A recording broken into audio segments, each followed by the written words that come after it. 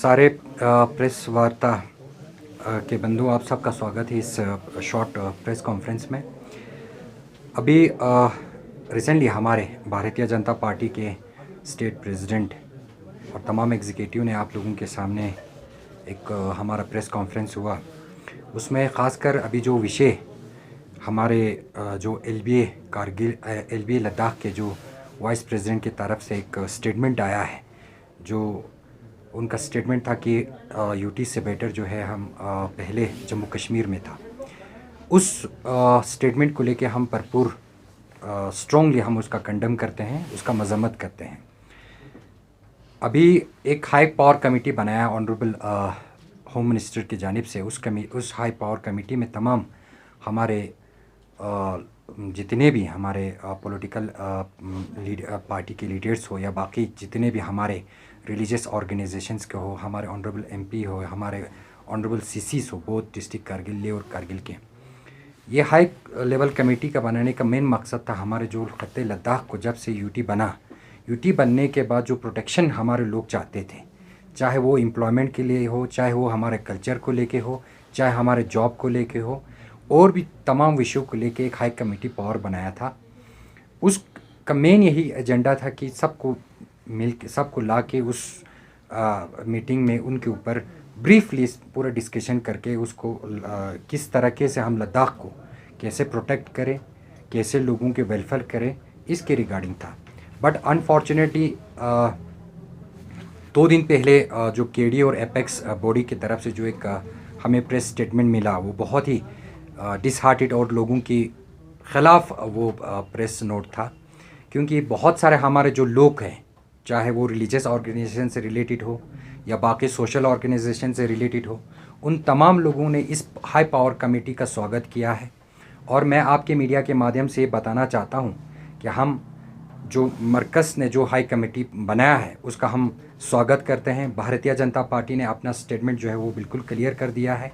और ख़ासकर जो कल वाइस प्रेसिडेंट LBA की तरफ से जो एक स्टेटमेंट आया है, वो बहुत ही एक दुखद बड़ी स्टेटमेंट है। उसका हम कड़े अल्फाजों के साथ हम उसका मजम्मत करता है। इससे हम साफ ज़ाहिर होता है कि उनका जो मंशा, जो उनका एजेंडा आज तक जो LBA और KDA बनाने का जो मकसद था, ये गुपकार अलायंस सब मिलकर जो है खत्ते लद्दाख के अवाम को फिर से डार्क एज में ले जाने के लिए कोशिश कर रहा है। उनका जो एजेंडा खत्ते लद्दाख को आवाम की वेलफेयर करने की, आवाम की खिदमत करने की नहीं, बल्कि जो पहले एक तनाशाही जो चलता था, लोगों के जो मुश्किलात, जो परेशानी जो थे, वो हल करने की कोशिश बिल्कुल नहीं था। आज तक खत्ते लद्दाख ने हमेशा हिंदुस्तान के साथ शाने से शाना मिलाकर काम किया है, चाहे हमारे बॉर्डर के प्रोटेक्शन हो या बाकी और चीज़ों में हो। आज तक खत्ते लद्दाख में हमारे दो बहुत दिराना मांग था। एक जोजिला टनल, जिसको लेके आप लोग को पूरा पता है कि करगिल के आवाम जो है इसको लेके 70 साल इसका डिमांड कर रहा था। आज -30-35 डिग्री में उसके ऊपर काम चल रहा है। इसी तरह ले में हमारा यूनियन टेरेटरी का डिमांड था। इसी हुकूमत में हमने यूनियन टेरेटरी का भी लोगों को देने के लिए हमने कोशिश लोगों को दिया। तो हमारे जो भारतीय जनता पार्टी का एक हमेशा ये रहता है कि जो हम वादा करता है लोगों से, वो हम ग्राउंड लेवल पे हम पहुंचाने का हम हमेशा काम करते हैं। तो मैं ज़्यादा आप लोगों का वक्त नहीं लूँगा। इसी 2 अल्फाज के साथ कि जो कल LBA ने जो एक स्टेटमेंट दिया उनके वाइस प्रेसिडेंट का, उनका हम स्ट्रांगली उसके ऊपर कंडेम करते हैं कि आइंदा इस तरीके से जो आप स्टेटमेंट देगा तो उसका जो हश्र जो है वो गलत हो जाएगा। आप लोगों के बीच में आके पूरे आवाम, चाहे करगिल हो, ले हो, पूरे आवाम से आपको माफ़ी मांगना चाहिए।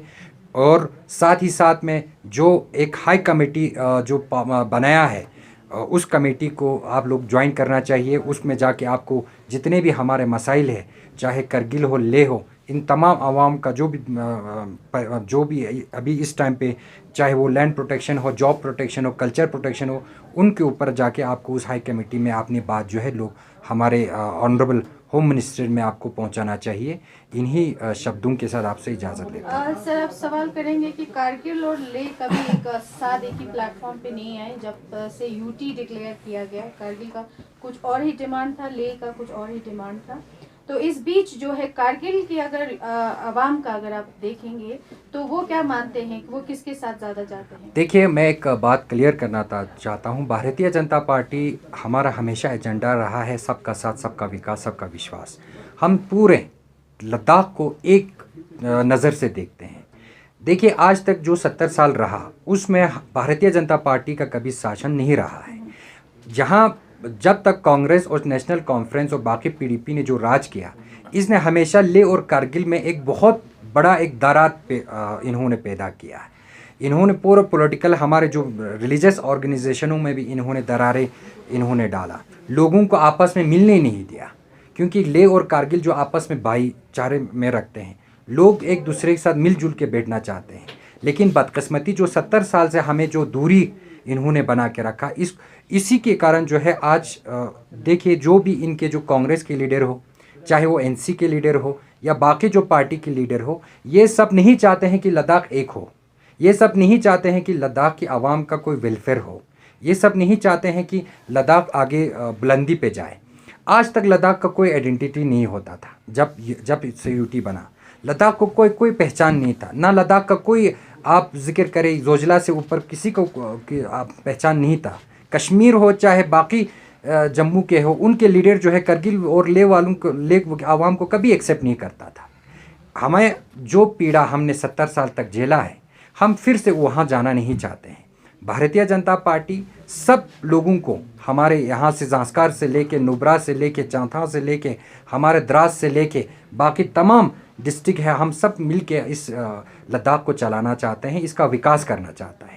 जी तो आपसे ये भी जानेंगे कि जिस तरह से केडीए एपेक्स का 6 शेड्यूल और स्टेटहुड पे जो डिमांड चल रहा है, वो भारतीय जनता पार्टी इसमें क्यों नहीं आ रहे और क्या अच्छा जो है लद्दाख के लिए आपने सोचा है? देखिए, भारतीय जनता पार्टी हमने पहले से ही हमने अपना एजेंडा जो है वो क्लियर कर दिया है कि भारतीय जनता पार्टी हमेशा लोगों के हित में ही काम करना चाहता है, लोगों के वेलफेयर के लिए ही काम करना चाहता है। जो लोग चाहते हैं हम वही करना चाहते हैं। लोगों का डिमांड था जोजिला टनल, लोगों का डिमांड था यूटी फॉर लद्दाख। तो हमने जब लोग जहाँ जहाँ जिस वक्त भी उन्होंने जो मंशा जाहिर किया, हमने उसी बेसिस पे लोगों से हमने वादा किया। इसी तरीके से जब से हमारा यूटी बना, यूटी बनने के बाद लोगों का एक एप्रेशन था कि लैंड को लेके, जॉब को लेके, बाकी कल्चर को लेके, इन प्रोटेक्शन के लिए हमने एक हाई कमेटी पावर बनाया, ताकि जो हमारा जो मेन जो जितने भी लोगों में खदशात है, जो उनके मुश्किलात है, उनको एक टेबल पे बिठा के उनको सही से उनका सॉल्यूशन पैदा करें। तो बदकिस्मती अभी जो एपेक्स बॉडी और केडीए में आप देख लीजिए, वहाँ कांग्रेस और नेशनल कॉन्फ्रेंस के ही लोग हैं, वहाँ कोई बाकी रिप्रेजेंटेटिव नहीं है। आज तक जो भी यहाँ से एमपी चुना, 70 साल जो एमपी की कुर्सी पे बैठा, जो 70 साल एमएलए की कुर्सी पे बैठा, जो भी यहाँ पे सीसी की कुर्सी पे बैठा, इन्होंने अपना ज़िंदगी जो है गुजार लिया है, इन्होंने अपना टर्नओवर ख़त्म कर दिया है। लेकिन उन्होंने जो कभी भी लोगों से जो वादा किया है, वो कभी भी उनके ऊपर खरा नहीं उतरा है। आप रिगजिन जोरा को देख लीजिए। यही जोरा साहब जो है यूटी से पहले वो लोग यूटी के लिए लोगों ने एमएलए के लिए उनको असेंबली में भेजा था। यही हमारा करबलाई साहब को देख लीजिए। करबलाई साहब का क्या एजेंडा था कि यूटी के खिलाफ था, वो ग्रेटर लद्दाख चाहता था। इन्होंने ये सब जो है ना, इनका जो आपस में जो तालमेल बिल्कुल नहीं है। यहाँ करगिल के जो लीडरशिप है अभी जो केडीए में बैठ के, वो लोग आपको सुप्रीम कोर्ट में वो लोग पीआईएल फाइल करते हैं कि हमको रेस्टोरेशन ऑफ आर्टिकल 370 और 35A चाहिए। क्या आप यही सवाल आप पूछ लीजिए, यही इन्हीं एपेक्स और केडीए के लोगों से आप रिगजिन जोरा से पूछे कि आपने जो यहाँ करगिल के जो लीडरों ने उन्होंने जो सुप्रीम कोर्ट में जो पीआईएल फाइल किया है, क्या वो जायज़ है? क्या वो उस पीआईएल के हित में है? क्या आप थुप्सन सवांग जी को और लगरू साहब को पूछे कि आप जाके जो करगिल डेमोक्रेटिक अलायंस ने जो पीआईएल फाइल किया है सुप्रीम कोर्ट में, क्या उसके साथ आप हैं? ये जो खदशात है ना, आवाम को गुमराह करने की कोशिश कर रहा है। अभी इनका जो कुर्सी जो है वो ख़त्म हो चुका है, इनका पॉलिटिकल जो करियर जो है वो अब लोगों ने इनको रिजेक्ट कर दिया है। इनका जो पहले एक साख चलता था, पहले एक इनका अपना एक दबदबा चलता था, आजकल वो ख़त्म हो चुका है। हमने भारतीय जनता पार्टी ने जब से नरेंद्र मोदी हुकूमत में आया है तब से हमने लोकल जो हमारे जो गरीब आवाम की जो लीडरशिप है उसको एम्पावर किया है। आप हमारे पंचायत एक्ट को देख लीजिए, जब से यूटी बना तब से बनने के बाद हमने सबसे पहले बीडीसी का चुनाव किया। क्या 70 साल पहले क्या बीडीसी का चुनाव होता था? आज हमारे एक एक बीडीसी को 1-1 करोड़ है। इतना फाइनेंशियल एम्पावर कर दिया हमने। ग्रास रूट लीडरशिप को हमने ऊपर उठाने की कोशिश किया। दोनों करगिल और ले के जो हमारे म्यूनसिपल कॉर्पोरेशन का भी चुनाव नहीं होता थे, आज देखिए वहाँ करगिल में म्यूनसिपल कॉर्पोरेशन का भी चुनाव होता है, ले में भी म्यूनसिपल कॉर्पोरेशन का चुनाव होता है। तो हमारा कहने का मतलब है कि ये जो लोग जो आपस में मिलकर जो लोगों को गुमराह करने की कोशिश कर रहा है, इनको आवाम से कोई गिला शिकवा नहीं है। इनको सिर्फ अपना कुर्सी ख़त्म होने की चिंता है। वो लोग फिर से अपने आप लोगों के ऊपर थोपने की कोशिश कर रहे हैं। आपसे और करेंगे, यहाँ पे बहुत अनएम्प्लॉयमेंट इश्यूज भी है, सेफगार्ड को लेके लोग बहुत डरे हुए हैं। तो बड़ा पार्टी है, बीजेपी पार्टी है, आप क्लेम करते हैं कि आप ज़रूर कुछ अच्छा ही लेके आएंगे सेफगार्ड के तौर पे, तो वो क्या अच्छा क्या होगा सर? देखिए, हम भारतीय जनता पार्टी क्लेम नहीं, हम तो पूरे विश्व का सबसे बड़ा पार्टी है। इसके नाते जो है हमने हमेशा जो नौजवानों के हित में है, जो बेरोज़गारी है, वो एक सीरियस इशू है। इसको हम मानते हैं, इसको हम कंसर्न करते हैं कि इस इशू को सही से रिजॉल्व होना चाहिए।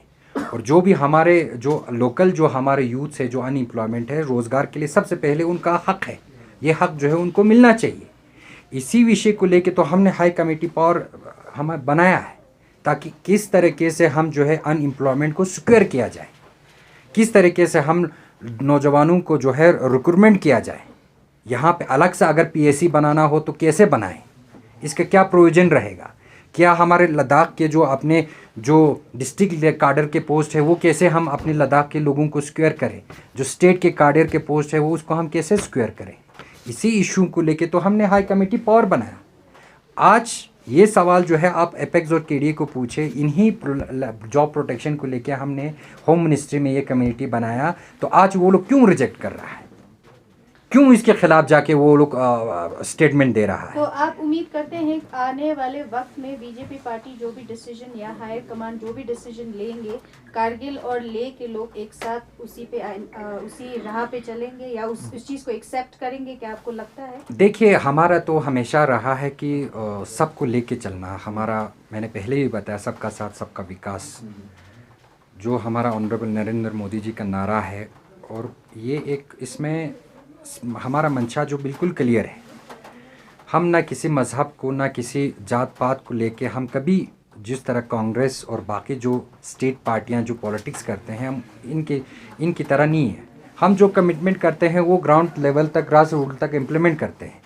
तो इसी के लिए हम चाहते हैं कि देखिए, चाहे हमारा जो रिलीजियस हेड है, ख़ासकर जो LBA हो, जो बुद्धिस्ट से ताल्लुक़ रखते हो या मुस्लिम कम्युनिटी से रखते हो, मैं आपके मीडिया के माध्यम से उनसे भी गुजारिश करता हूं, जो भी हमारे रिलीजियस ऑर्गेनाइजेशन है, आज तक आप लोग पॉलिटिकल एक अपीजमेंट उनका शिकार रहा है, चाहे वो कांग्रेस से रिलेटेड हो, चाहे नेशनल कॉन्फ्रेंस हो, चाहे PDP हो। इन्होंने इनका गलत इस्तेमाल किया है। इनका बिल्कुल जो है जो चीज़ के लिए इन्होंने सेक्रीफाइस किया है, जिस चीज़ के लिए उन्होंने रिलीजियस ऑर्गेनाइजेशन उन्हें जो सपोर्ट दिया था आवाम को, वो चीज़ ग्राउंड आज तक नहीं मिला है। भारतीय जनता पार्टी भी, हम अगर चाहते हैं तो हम भी इस तरीके से हम लोगों रिलीजियस ऑर्गेनाइजेशन जो है उनको मोटिवेट करके, उनको बहला के बुसा के उनको भी हम कर सकते हैं, लेकिन हम इसमें विश्वास नहीं रखते हैं। हम सीधा लोगों की आवाम से कनेक्ट करके उनके जो भी मसाइल है उनको हल करने की कोशिश करते हैं। लेकिन इसमें जब आप मजहबी रंग लेके आते हो, इसमें आप जब रिलीजियस ऑर्गेनाइजेशनों को भी इसमें इन्वॉल्व करते हो, ये भी जितने भी हमारे अनएम्प्लॉयमेंट इश्यूज़ है या बाकी जो लैंड प्रोटेक्शन इश्यूज़ है, ये तो पॉलिटिकली इसको पॉलिटिकल प्लेटफॉर्म पे बैठ के इसको हल करना है ना। ये तो पॉलिटिकल प्लेटफॉर्म पे ही हल हो सकता है। रिलीजियस ऑर्गेनाइजेशन वालों का अलग उनका एक काम होता है। तो हमारा मानना है कि इनको अलग अपने जगह पे रख लीजिए। जो पॉलिटिकल जितने भी आपके एजेंडे हैं, जो आपके जो भी काम है, वो हम करने के लिए तैयार हैं। और भारतीय जनता पार्टी हमेशा लोगों के हित में, लोगों की भलाई के लिए काम करने के लिए हम हमेशा तैयार होते हैं, हम हमेशा तैयार रहते हैं। तो यही कोशिश करते हैं कि जितने भी हमारे लोग हैं, चाहे वो जिस तबके से रिलेटेड हो, जिस रिलीजियस ऑर्गेनाइजेशन से रिलेटेड हो, इन सब को लेके चलने का हमारा विश्वास है। सबको हम आगे लेने के लिए हम चाहते हैं, लेकिन इसमें कुछ लोग जो है ये जो चीज़ें उनको होने नहीं दे रहा है। ये अब जो है आवाम जो है इतना भी बेवकूफ़ नहीं है, ख़ासकर हमारे नौजवान। वो लोग हर किसी का जो है जो कुछ हो रहा है या जो भी लोग कुछ बोल रहा है, वो सिर्फ नाप तोल के बिल्कुल एक सही तरीके से वो अभी जो है डिसीजन ले रहा है। हमें कौन सा पार्टी जो है या कौन सा हुकूमत जो है, कौन सा गवर्नमेंट जो है हमारा विकास करना चाहता है और उनका क्या एजेंडा है, वो आप आज जो आवाम जो है बखूबी आपके मीडिया के माध्यम से जो है वो बिल्कुल जो है आवाम तक पहुंच रहा है। सर, जिस तरह आप कह रहे थे कि रिलीजियस हेड वगैरह हेड जो भी रहते हैं वो पॉलिटिकल पार्टी जो है वो इस्तेमाल करते हैं, तो हम एक सवाल आपसे करेंगे, जो अभी जिसका आप वाइस प्रेसिडेंट का कंडेम कर रहे हैं और जो अभी एलबीए के प्रेसिडेंट है वो भी कहीं ना कहीं बीजेपी से जुड़े थे, तो उनको क्यों रिजाइन देना पड़ा? क्या वो बीजेपी से नाखुश थे? देखिए, वो एक अलग से एक विषय है। वो आप ये सवाल जो रिलीजियस कह रहे थे, हाँ पॉलिटिकल पार्टी बिल्कुल, हम तो चाहते करते हैं हाँ तो, ये देखिए ना, भारतीय जनता पार्टी ने कभी नहीं बोला है कि हम फलाना रिलीजियस ऑर्गेनाइजेशन के साथ हम एग्रीमेंट कर रहे हैं या फलाना इनके साथ हमारा मुआहदा है। भारतीय जनता पार्टी एक पॉलिटिकल प्लेटफॉर्म है। यहाँ हर किसी को आके अपना जो पॉलिटिकल जितने भी है वो आप जो है काम कर सकते हैं अपने लोगों के वेलफेयर के लिए। अब ग्रुप साहब का क्या उसमें विषय है, वो क्यों भारतीय जनता पार्टी से नहीं जुड़ा या क्यों उसके साथ नहीं रहा, ये तो आप जाके उनसे सवाल पूछेंगे तो आपको उसका सही जवाब मिलेगा। सर, ये फिलहाल जो भारतीय जनता पार्टी ने एक प्रेस कॉन्फ्रेंस दिया है, सीलिंग लाकूब के स्टेटमेंट को कंडेम किया है, उसके बाद साथ में उन्होंने ये भी कहा है कि एपेक्स और केडीए का जो है एजेंडा बिल्कुल गुप्तकार की तरह है और वो किसी भी तरीके से जो है उनका हाई पावर कमेटी से बात करने का कोई मोटिव नहीं है। गुप्तकार के साथ आप ले और एपेक्स को जोड़ रहे हैं, काफी बड़ी बात है, बहुत बड़ा स्टेटमेंट है। इतने भरोसे से बीजेपी पार्टी इस बात को कैसे कह सकती है सर? देखिए, इसमें आप कोई हम इसलिए कहते हैं कि गुप्तकार का जो एजेंडा है कि फिर से रिस्टोरेशन ऑफ आर्टिकल 370 और 35A, फिर से जो जम्मू कश्मीर पहले जो एक तनाशाही हुकूमत था, हम तो तनाशाही कह सकते हैं, तो उसको फिर से जो के फिर से करगिल और ले के जो आवाम है उनको बहला फुसका के फिर से अपने साथ जुड़ाना चाहता है। अभी हमारे प्रेस कॉन्फ्रेंस में हमारे स्टेट प्रेसिडेंट ने क्लियर कर दिया, जो लोगों ने यूटी के लिए सेक्रीफाइस किया था, जो कुर्बानी दिया, जो लोगों ने इसके लिए अपनी जान की आहुति भी दिया, तो अब जब ये पूरा कर दिया नरेंद्र मोदी जी की हुकूमत ने, तो फिर से आप ये कहना कि भाई हम पहले आज से जो यूटी यूनियन टेरिटरी मिला उससे बेटर हमें पहले जो जम्मू कश्मीर था उसमें वो अच्छा था, ये कहाँ का मतलब जो स्टेटमेंट जो है वो दे सकता है? यही वो लीडर है जिन्होंने यूटी के लिए अपना जो है, इन्होंने एमएलए का सीट भी जीता है, यही लीडर है जिन्होंने एमपी भी जीता है यूटी को लेके। आज उसी यूटी के खिलाफ आप ये स्टेटमेंट दे रहे हो। इससे तो साफ उनका मंशा जो है जाहिर होता है कि गुपकार अलायंस के साथ इनका गठबंधन है। यही गुपकार, यही केडीए और एपेक्स बॉडी, खासकर केडीए जो है हमारे सुप्रीम कोर्ट में गुपकार के साथ इन्होंने पीआईएल फाइल किया हुआ है आर्टिकल 370 और 35A रिस्टोरेशन के लिए। क्या इससे उनका साफ मंशा जो है जाहिर नहीं होता है? अभी यूटी बनने के बाद लोगों का जो जितने भी मसाइल थे ग्राउंड लेवल पे, आप खुद जाके रिपोर्टिंग कर लीजिए, गांव-गांव में जाके किस तरह से विकास जो है लोगों तक पहुंच रहा है। आज तक जो विकास पहुंचना चाहिए था 70 साल में, वो हमने अभी 3 साल के अंदर पहुंचा दिया। रोड के लिए देख लीजिए, एजुकेशन में देख लीजिए, हेल्थ सेक्टर में देख लीजिए, तो इसमें हमने बहुत इम्प्रूवमेंट कर दिया है। तो इस तरीके से जो स्टेटमेंट दे रहा है, ये तो साफ जाहिर में इनका मंशा हो रहा है कि लगरू साहब का जो इंटेंशन है या एपेक्स और केडीए का, ये लोग फिर से जम्मू कश्मीर के साथ जो है, जो पहला पुराना जो जम्मू कश्मीर चलता था, जिसमें तनाशाही चलता था, जिसमें आवाम का जो कोई नुमाइंदगी हो या आवाम का कोई बात सुनाई नहीं जाता, सुनाता नहीं था, उनका बात बिल्कुल इनको दबाया जाता था। तो आज जब से यूटी बना है, हर लोग जो है अपना आवाज़ जो है मरकज़ तक पहुंचाता है डायरेक्टली। आज अपने यहाँ लेफ्टिनेंट गवर्नर साहब बैठे हैं, यहाँ कमिश्नर सेक्रेटरीज वगैरह बैठे हैं, यहाँ हमारे दोनों कौंसल जो है अपनी तरीके से काम कर रहा है फुल फ्लेज। तो इतना, और हमारे जो कौंसल को 6,500 करोड़ का पैकेज मिला है, क्या ये कम है? यूटी से पहले क्या मिलता था हमारे कौंसल को? हार्डली हमारे 120 करोड़ रुपए का सालाना बजट होता था। आज हमारे दोनों कौंसल को 3-3 हज़ार का पैकेज है, ये कम है क्या?